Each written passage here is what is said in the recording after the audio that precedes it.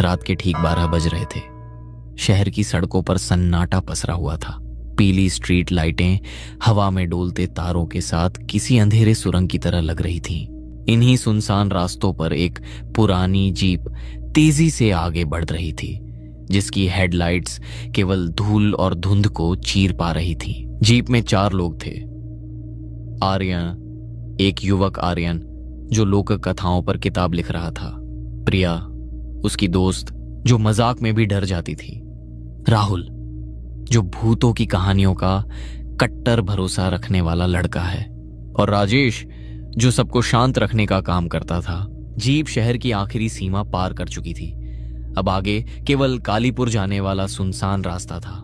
पेड़ों की कतारें, गहरी अंधेरी झाड़ियां और हवा की तेज सरसराहट जो किसी अदृश्य चीज के चलने जैसी लग रही थी। थोड़ी देर बाद प्रिया ने चुप्पी तोड़ी। आर्यन, क्या कालीपुर के छलावे की कहानी सच है?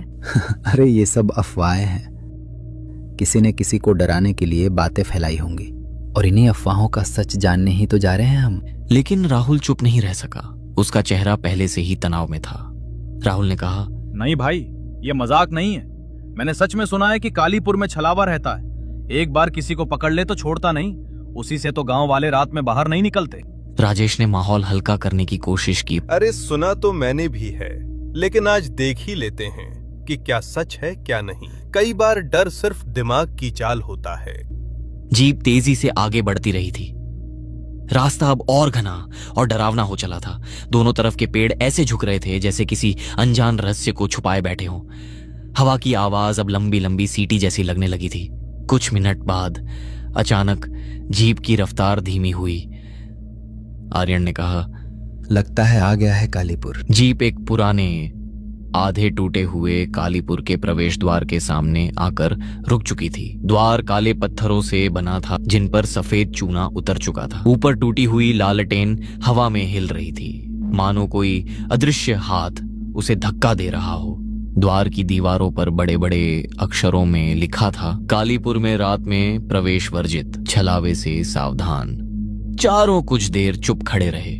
सिर्फ हवा की आवाज कानों में घुस रही थी। आर्यन ने गहरी सांस ली। उसने बाकी तीनों की तरफ देखा। आर्यन ने कहा, चलो, अब पीछे हटने का सवाल नहीं। जैसे ही उनके पैर जमीन पर पड़े, अचानक कहीं दूर से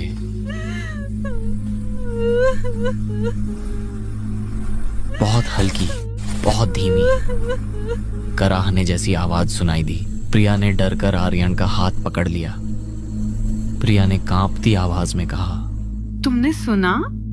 ये क्या था? राहुल का चेहरा सफेद पड़ चुका था। राहुल कहता है, मैंने कहा था ना, यहाँ कुछ है। आर्यन चुप था। उसने सिर्फ प्रवेश द्वार के पार पड़े काले अंधेरे रास्ते को देखा, और पहली बार उसे भी महसूस हुआ कि शायद आज रात कुछ ऐसा होने वाला है जिसे ये चारों कभी भूल नहीं पाएंगे। कालीपुर के टूटे हुए प्रवेश द्वार के सामने खड़े चारों दोस्तों के चेहरे पर अब डर की हल्की परत साफ दिखाई दे रही थी। आर्यन आगे बढ़ा। उसके पीछे तीनों धीरे धीरे चल पड़े। रास्ता काली मिट्टी का था। दोनों तरफ ऊंची ऊंची झाड़ियां, इतनी घनी कि हवा भी अंदर नहीं जा पा रही थी। कदमों के नीचे सूखे पत्ते चरमराते, और आवाज इस गहरे सन्नाटे में बहुत ज्यादा तेज सुनाई देती। उनकी टॉर्च की रोशनी लंबी लंबी परछाइयां बना रही थी, जो हर कदम पर रूप बदल रही थी। कुछ दूर चलने के बाद गांव के घर दिखे। प्रिया फुसफुसाई, ये गांव इतना चुप क्यों है? एक भी घर से लाइट नहीं आ रही। राजेश ने चारों तरफ देखा। पूरी बस्ती अंधेरे में डूबी हुई थी, जैसे कोई यहाँ रहता ही नहीं। राजेश कहता है, पता नहीं, या तो लोग सो चुके हैं या। वो आगे कुछ कहता, उससे पहले झाड़ियों में कुछ तेजी से हिला। तभी राहुल पीछे हट गया। कुछ था वहाँ, कसम से कुछ था। आर्यन टॉर्च लेकर उस दिशा में रोशनी डालता है। थोड़ी देर तक कुछ नहीं दिखता। फिर अचानक एक काली बिल्ली झाड़ियों से निकलकर रास्ता काटती है और अंधेरे में गायब हो जाती है। प्रिया ने राहत की सांस ली और कहा, ओह, सिर्फ बिल्ली थी, मेरी तो जान निकल गई थी। नहीं, बिल्ली से पहले भी कुछ था। उस झाड़ी में 2 लाल सी चमकती आंखें दिखी मुझे। ये सुनकर सब रुक जाते हैं। हवा जैसे एक पल के लिए थम जाती है। आर्यन माहौल संभालता है और कहता है, देखो, डर दिमाग पैदा करता है। अभी तक सब नॉर्मल है। हम गांव के अंदर जा रहे हैं, बस। वे फिर आगे बढ़ते हैं। कुछ देर बाद वो एक चौराहे तक पहुंचते हैं। बीच में टूटी फूटी चबूतरा जैसी जगह है, जिसके ऊपर एक पुरानी घंटी लटकी है। घंटी ऐसी लग रही थी जैसे सालों से किसी ने छुआ तक न हो। तभी अचानक घंटी अपने आप बज उठती है। चारों एक झटके में उछलकर पीछे हटते हैं। प्रिया डरते हुए कहती है, ये किसने बजाई? राजेश ने चारों तरफ देखा। वहां कोई नहीं था। राहुल की आवाज कांप रही थी। मैं कब से बोल रहा हूँ, कोई हमारे साथ चल रहा है जो अदृश्य है। तभी आर्यन ने देखा, चबूतरे के पीछे की दीवार पर किसी ने लाल मिट्टी से कुछ लिखा हुआ था। वो आगे बढ़ा और टॉर्च की रोशनी डाली। लिखा था, छलावा सच है, रात को मत रुको। आर्यन के चेहरे का रंग उड़ गया। तभी प्रिया कहती है, आर्यन, अब बताओ, ये भी अफवाह है? ये भी किसी ने मजाक में लिखा है? आर्यन कुछ नहीं बोला। उसके अंदर भी अजीब डर उठ रहा था, जिसे वो छुपा रहा था। चारों ने फैसला किया कि गांव के और आगे चलकर देखें। जैसे ही वे चौराहे से आगे बढ़ते हैं, राहुल अचानक रुकता है। उसकी नजर एक घर की खिड़की की ओर जाती है। राहुल धीमे भयभीत स्वर में कहता है, वो देखो, उस खिड़की में कोई खड़ा है। बाकियों ने तुरंत मुड़कर देखा और खिड़की के अंदर बहुत ही हल्की, बिल्कुल स्थिर, एक लाल साड़ी पहनी हुई एक औरत, सर पल्लू से ढका हुआ, ना हिली ना मुड़ी, बस खड़ी रही। आर्यन टॉर्च उठाकर रोशनी डालता है। रोशनी खिड़की पर पड़ती है, लेकिन परछाई गायब। उसी सेकंड घर का दरवाजा अपने आप जोर से बंद हो जाता है। प्रिया लगभग रो पड़ती है और कहती है, आर्यन, वापस चलो, यहाँ कुछ ठीक नहीं है, प्लीज। सभी भयानक डर चुके हैं। उनके दिल की धड़कन तेज हो चुकी है। लेकिन आर्यन के जिद्दी मन में एक ही बात घूम रही है, अगर सच में छलावा है तो उसे रिकॉर्ड करना, उसकी सच्चाई समझना, यही मौका है। आर्यन मुड़ता है और कहता है, सिर्फ 5 मिनट, बस उतना, फिर हम लौट जाएंगे। सब न चाहते हुए भी तैयार हो जाते हैं और जैसे ही वे वापस मुड़कर आगे बढ़ने लगते हैं, कुछ दूर से आती है एक बहुत धीमी, बहुत दर्द भरी रोने की आवाज। आवाज बिल्कुल इंसानी थी, पर उसमें कुछ ऐसा था जो इंसानी नहीं था। चारों डरकर वहीं जम जाते हैं। राहुल फुसफुसाता है, कहता है, ये वही आवाज है, कालीपुर वाली छलावे की रोने की आवाज जो हमने पीछे सुनी थी। सबकी सांसें रुक चुकी थीं। आवाज पास आ रही थी, हर सेकंड तेज हो रही थी। आर्यन की टॉर्च कांप रही थी। उसने धीरे से बोला, डरो मत, पहले देखेंगे कौन रो रहा है। लेकिन उसकी बात पूरी होने से पहले पेड़ों के पीछे, काली झाड़ियों के अंदर कोई धीरे धीरे खड़े होने लगता है। एक लंबी, टूटी फूटी, झुकी हुई लाल साड़ी पहनी हुई, मुंह पल्लू से ढका हुआ, बाल चेहरे पर फैले हुए, और उसके गले से वही रोने की आवाज निकल रही थी। आहिस्ते आहिस्ते वो इनके पास आ रही थी। चारों की आंखें डर से फैल जाती हैं। प्रिया चीखती है, आर्यन, वो इंसान नहीं है। अब चारों की सांसें अटकी हुई थीं। आर्यन ने कांपते हाथ से टॉर्च से उस दिशा में रोशनी डाली। जैसे ही रोशनी छलावा पर पड़ी, वो झटके से रुक गई, लेकिन उसका रोना और भी तेज हो गया, मानो उसे रोशनी से तकलीफ हो रही हो। प्रिया की आंखों से आंसू बह निकले। आर्यन बोल नहीं पाया। पहली बार उसकी खुद की आवाज अटक गई। तभी राहुल ने सबसे डरावनी बात कही, देखो, इसके पैर सीधे नहीं हैं और हवा में भी हैं। सबकी रूह तक कांप गई। छलावा के पैर हवा में थे, उंगलियों की जगह सिर्फ काले साए। कोई ठोस आकार नहीं, जैसे उसकी पूरी मौजूदगी ठंडी धुंध से बनी हो। राजेश ने कांपते स्वर में कहा, आर्यन, अब चले, अभी इसी वक्त। लेकिन उसी समय वो छलावा हिली, पहले धीरे, फिर थोड़ा और, फिर सीधा चारों की ओर तेजी से आ रही थी। तभी आर्यन चीखते हुए बोला, भागो, अभी भागो। चारों दौड़ पड़े। जंगल का रास्ता अंधेरा, टेढ़ा मेढ़ा और बेहद खतरनाक था। कांटों से भरी झाड़ियां उनके कपड़ों को फाड़ रही थीं। कहीं कहीं मिट्टी इतनी नरम थी कि पांव धंस जाते थे। पीछे से वही रोने की आवाज। अब वह रोना पास आ रहा था, बहुत पास, जैसे छलावा उड़ते हुए उनका पीछा कर रही हो। चारों किसी तरह प्रवेश द्वार की ओर भागने की कोशिश कर रहे थे, पर अजीब सी बात थी, रास्ता खत्म ही नहीं हो रहा था।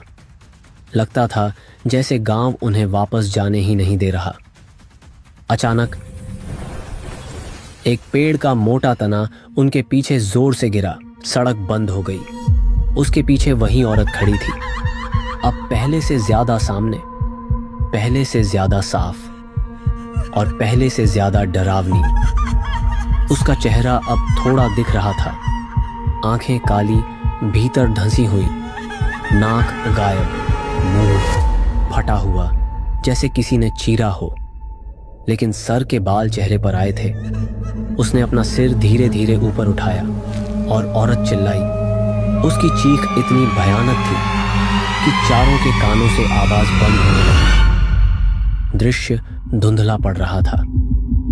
प्रिया बेहोश होने लगी। राहुल घुटनों पर गिर गया। राजेश ने कान पकड़ ली। आर्यन चक्कर खाकर डगमगाने लगा।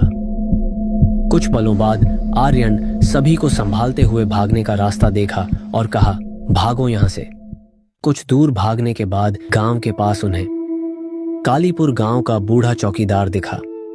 पीला चेहरा, डरा हुआ, हाथ में पुरानी लालटेन। वो कांपती आवाज में बोला, तुम लोग जिंदा कैसे बच गए? छलावे ने जाने क्यों आज तुम्हें मारना नहीं चुना। चारों ने एक दूसरे की तरफ देखा। तभी उनके सामने खड़ा बूढ़ा चौकीदार कहता है,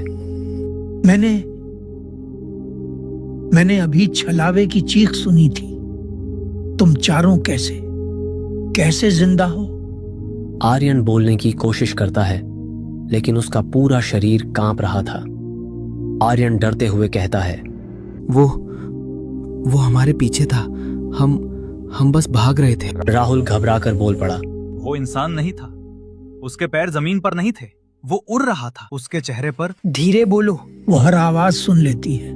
प्रिया ने आंसुओं से भरी आंखों से पूछा, ये है कौन और हमें मारने क्यों आई थी? बूढ़ा चौकीदार गहरी सांस लेता है। उसकी आंखों में ऐसा दर्द था जैसे वह बात कई सालों से दबाए बैठा हो। चौकीदार कहता है, जिसे तुम छलावा कहते हो, वो कभी एक लड़की थी। चारों ने एक दूसरे की ओर देखा। डर और जिज्ञासा दोनों बढ़ गए। आर्यन ने पूछा, लड़की कौन? चौकीदार धीरे धीरे बोलना शुरू करता है। तभी चौकीदार को एक अदृश्य शक्ति झाड़ियों में खींच कर ले जाती है।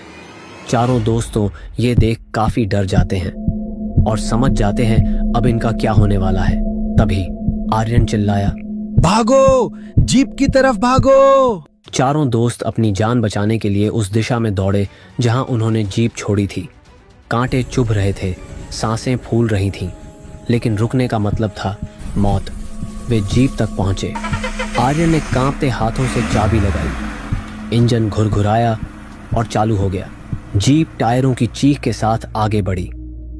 हेडलाइट्स अंधेरे को काटते हुए टेढ़े मेढ़े रास्ते पर दौड़ने लगी। राजेश हांफते हुए कहता है, हम बच गए, हम निकल रहे हैं। लेकिन तभी धड़ाम, जीप एक जोरदार झटके के साथ रुक गई। इंजन बंद हो गया।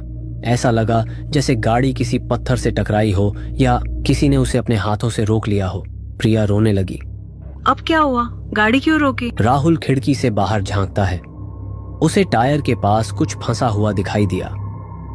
राहुल, टायर में कुछ फंसा है, शायद कोई लकड़ी है। आर्यन के दिमाग में खतरे की घंटी बजी। आर्यन, राहुल बाहर मत निकलना, दरवाजा मत खोलो। लेकिन राहुल की किस्मत में कुछ और ही लिखा था। उसने दरवाजा खोला और नीचे पैर रखा। उसने झुककर टायर की तरफ देखा और लकड़ी को निकालने लगा। तभी जीप के ऊपर खड़ा होता है छलावा। राहुल की रीढ़ में सिहरन दौड़ गई। उसने धीरे से सिर उठाया। जीप की छत पर उसकी तरफ देख रहा। वहीं छलावा उसे घूर रहा था। उससे पहले कि राहुल चीख पाता, उससे पहले छलावा झटके से झुका। सिर्फ 1 सेकंड में राहुल गायब। न कोई आवाज, न कोई संघर्ष, सिर्फ सन्नाटा। जीप के अंदर तीनों जम गए। राजेश का सब्र टूट गया। राजेश जीप के बाहर आकर टॉर्च की रोशनी इधर उधर घुमाई, जीप के कुछ दूर गया और कहा, राहुल, राहुल, कहाँ हो भाई? तभी उसे अपने कान के ठीक पास एक फुसफुसाहट सुनाई दी। राजेश ने झटके से पीछे मुड़कर देखा। वहां कोई नहीं था, लेकिन अगले ही पल उसका सिर अपने आप एक झटके से पीछे की तरफ मुड़ा। हड्डियों के टूटने की एक भयानक आवाज गूंजी। राजेश का शरीर बेजान होकर जमीन पर गिर पड़ा। उसकी खुली हुई आंखें अभी भी जीप की हेडलाइट को घूर रही थीं। जीप के अंदर प्रिया अब पागलों की तरह चीख रही थी। आर्यन ने उसे पकड़ने की कोशिश की, लेकिन प्रिया ने डर के मारे दरवाजा खोल दिया और जंगल की तरफ भाग निकली। प्रिया भाग रही थी। उसे झाड़ियों के पीछे से आर्यन की आवाज आ रही थी, प्रिया रुक जाओ, प्रिया मेरे पास आओ। प्रिया राहत की सांस लेते हुए रुकी। उसे लगा आर्यन आ गया। सामने एक धुंधली आकृति थी। मैं बहुत डर गई थी। रोते हुए वो आकृति धीरे धीरे रोशनी में आई। कपड़े आर्यन के थे, कद आर्यन का था, लेकिन जब उसने चेहरा ऊपर उठाया, चेहरा आर्यन का नहीं था। चेहरा प्रिया का खुद का था, लेकिन फटा हुआ, खून से सना हुआ और मुस्कुराता हुआ। छलावा ने प्रिया की ही आवाज में कहा, मैं भी बहुत डर गई थी। प्रिया की चीख उसके गले में ही घुट गई। जंगल के उस हिस्से में अंधेरा छा गया। अब सिर्फ आर्यन बचा था, जो जीप के अंदर बैठा है, अकेला। चारों तरफ से आवाजें आ रही थीं। कभी राहुल की चीख, कभी राजेश की हंसी, कभी प्रिया का रोना, और फिर जीप की छत पर किसी के चलने की आवाज। आर्यन का दिल इतनी तेज धड़क रहा था कि उसे लगा फट जाएगा। उसे अपनी दादी की एक बात याद आई, बुराई तब तक तुम्हें नहीं छू सकती जब तक तुम उसे अपने दिमाग में जगह नहीं देते। छलावा भ्रम है। अगर मान लिया तो मौत, अगर नकार दिया तो जिंदगी। आर्यन ने अपनी आंखें कसकर बंद कर लीं। उसने अपने कानों पर हाथ रख लिए। जीप का कांच खटखटाया गया। थक थक थक। आर्यन ने आंखें नहीं खोली। आवाज आई, बेटा दरवाजा खोल, मैं हूँ। ये सच नहीं है, ये सच नहीं है, तुम यहाँ नहीं हो, तुम झूठ हो, तुम नहीं हो। आर्यन कांप रहा था, पसीने से तरबतर। अचानक एक भयानक कान फाड़ देने वाली चीख गूंजी। जीप हिली। कोई उसके बहुत करीब था, लेकिन उसने आंखें नहीं खोली। वह बस एक ही बात दोहराता रहा। वह चीखती रही, उसे डराती रही, लेकिन आर्यन ने हार नहीं मानी। धीरे धीरे चीखें दूर होने लगी। हवा शांत हो गई, ठंडक कम हो गई। आर्यन ने तब तक आंखें नहीं खोली जब तक उसे पक्षियों की चहचहाहट नहीं सुनाई दी। सुबह की पहली किरण फूट चुकी थी। आर्यन ने धीरे धीरे आंखें खोली। वह जीप की ड्राइविंग सीट पर बैठा था। बोनट पर गहरे नाखूनों के निशान थे, जैसे किसी जानवर ने उसे फाड़ने की कोशिश की हो। उसने बगल की सीट पर देखा, खाली। पीछे देखा, खाली। वह लड़खड़ाते हुए जीप से बाहर निकला। सूरज निकल आया था, लेकिन जंगल अभी भी डरावना लग रहा था। कुछ दूर जमीन पर उसे प्रिया का ब्रेसलेट मिला। थोड़ा आगे राजेश का चश्मा जो टूटा हुआ था, और एक पेड़ के तने पर खून से सने 3 पंजे के निशान, और राहुल की शर्ट का एक टुकड़ा। लेकिन उसके दोस्त कभी नहीं मिले, ना उनकी लाशें, ना कोई नाम और निशान। आर्यन किसी तरह गिरते पड़ते मुख्य सड़क तक पहुंचा। आर्यन बच तो गया, लेकिन वह अब कभी सो नहीं पाता, क्योंकि जब भी वह आंखें बंद करता है, उसे अंधेरे में एक आवाज सुनाई देती है। एक दिन आर्यन उसके साथ हुई ये कहानी लिख रहा पन्ने भरते जा रहे थे। प्रिया की चीखें, राहुल का गायब होना, राजेश की खाई में गुमनामी, छलावे की आवाजें, परछाइयां, झूठी दिशाएं, हर शब्द उसके दिल में एक तीर की तरह चुभता था। तभी उसे याद आता है, कालीपुर का बूढ़ा वॉचमैन उन लोगों को छलावा के बारे में कुछ बताने वाला था। वो बूढ़ा कुछ जानता था, कुछ ऐसा जो हम नहीं जानते थे। नहीं, अब ये अधूरी कहानी नहीं चलेगी। मैं वापस जाऊंगा कालीपुर। असली